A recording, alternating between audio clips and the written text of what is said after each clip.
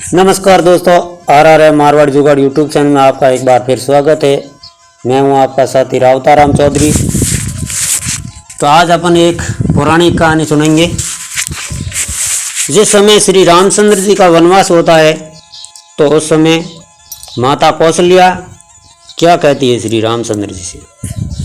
तो अपने पिता एवं माता कैकेयी के प्रकोप से श्री राम अपनी माता कौशल्या के पास पहुँचे और अनुज लक्ष्मण वहाँ पर पहले से ही उपस्थित थे।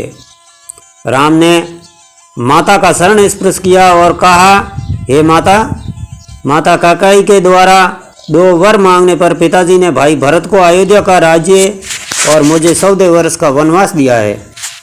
अतः मैं वन के लिए प्रस्थान कर रहा हूँ। विदा होने के पूर्व आप मुझे आशीर्वाद दीजिए। तो राम द्वारा कहे गए इन हृदय विदारक वचनों को सुनकर कौशल्या मूर्छित हो गई और राम ने उनका यथोचित उपचार किया और मूर्छा भंग होने पर वे विलाप करने लगी। उनका विलाप सुनकर लक्ष्मण बोले कि माता, भैया राम तो सदा गुरुजनों का सम्मान तथा उनकी आज्ञा का पालन करते हैं। मैं समझ नहीं पा रहा हूँ कि मेरे देवता तुल्य भाई को किस अपराध में यह दंड दिया जा रहा है। ऐसा प्रतीत होता है कि वृद्ध अवस्था में पिताजी की बुद्धि को भ्रष्ट कर दिया है। उचित यही है कि बड़े भैया उनकी इस अनुचित आज्ञा का पालन न करें और निष्कंटक राज्य करें। भैया राम के विरुद्ध सिर उठाने वालों को मैं तत्काल कुशल दूंगा। राम का अपराध क्या है? उनकी नम्रता और सहनशीलता। मैं प्रतिज्ञा करता हूँ कि यदि राम के राजा बनने में भरत या उनके पक्षपाती कंटक बनेंगे तो मैं उन्हें उसी क्षण यमलोक भेज दूंगा। मैं भी इसी प्रकार आपके दुखों को दूर कर दूंगा जिस प्रकार से सूर्य अंधकार को मिटा देता है। लक्ष्मण के शपथ से माता कौशल्या को ढांढस मिला और उन्होंने कहा, पुत्र राम, तुम्हारे छोटे भाई लक्ष्मण का कथन सत्य है।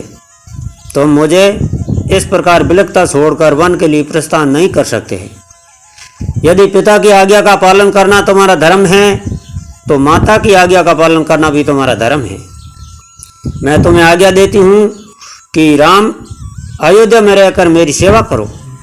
इस पर माता को धैर्य बंधाते हुए श्री रामचंद्र जी बोले कि माता, आप अपनी दुर्बल कैसे हो सकती हो? यह आप कैसे वचन कह रही है? आपने ही तो मुझे बचपन से पिता की आज्ञा का पालन करने की शिक्षा दी है। अब क्या मेरी सुख सुविधा के लिए अपनी ही दी हुई शिक्षा को झुटलाएगी? एक पत्नी के नाते ही आपका कर्तव्य है कि आप अपने पति की इच्छा पूर्ति में बाधक न बने। आप तो जानती है कि चाहे सूर्य, चंद्रमा और पृथ्वी अपने अटल नियमों से टल जाए पर राम के लिए पिता की आज्ञा का उल्लंघन करना कदापि संभव नहीं है। मैं आपसे निवेदन करता हूँ कि आप प्रसन्न होकर मुझे वन जाने की आज्ञा प्रदान करें ताकि मुझे यह संतोष रहे कि मैंने माता पिता दोनों को ही आज्ञा का पालन किया है। फिर वे लक्ष्मण से संबोधित करते हुए और कहा कि लक्ष्मण, तुम्हारे साहस, पराक्रम, शौर्य और वीरता पर मुझे बहुत गर्व है। मैं जानता हूँ कि तुम मुझसे अत्यंत स्नेह करते हो, किंतु हे सौमित्र, धर्म का स्थान सबसे ऊपर है। पिता की आज्ञा की अवहेलना करके मुझे पाप, नरक और अपयश का भागी ना बनना पड़े। इसीलिए हे भाई, तुम क्रोध और मोक्ष का परित्याग करो और मेरे वन गमन में बाधक मत बनो। राम के दृढ़ निश्चय को देखकर अपने आंसुओं को पहुँचती हुई कौशल्या बोली कि वत्स, यद्यपि तुम्हें वन जाने की आज्ञा देते हुए मेरा हृदय चूर चूर हो रहा है, किंतु यदि मुझे भी अपने साथ ले चलने की प्रतिज्ञा करो तो मैं तुम्हें वन जाने की आज्ञा दे सकती हूँ। राम ने स्वयंपुर का, माता, पिताजी इस समय अत्यंत दुखी है और उन्हें आपके प्रेम पूर्ण सहारे की आवश्यकता है। ऐसे समय में यदि आप भी उन्हें छोड़कर चली जाएगी तो उनकी मृत्यु में किसी प्रकार का कोई संदेह नहीं रह जाएगा। मेरी आपसे प्रार्थना है कि उन्हें मृत्यु के मुख से छोड़कर आप पाप का भागी न बने। उनके जीवित रहते तक उनकी सेवा करना आपका पावन कर्तव्य है। आप मोह को त्याग दें और मुझे वन जाने की आज्ञा दें। मुझे प्रसन्नतापूर्वक विदा करें। मैं वचन देता हूँ कि 14 वर्ष की अवधि बीतते ही मैं लौटकर आपके दर्शन करूँगा। धर्मपरायण राम के युक्ति युक्त वचनों को सुनकर अश्रुपूरित माता कौशल्या ने कहा कि अच्छा वस्त, मैं तुम्हें वन गमन की आज्ञा प्रदान करती हूँ, परमात्मा तुम्हारे वन गमन को मंगलमय करे। फिर माता ने तत्काल ब्राह्मणों को हवन कराया और राम को हृदय से आशीर्वाद देते हुए विदा किया।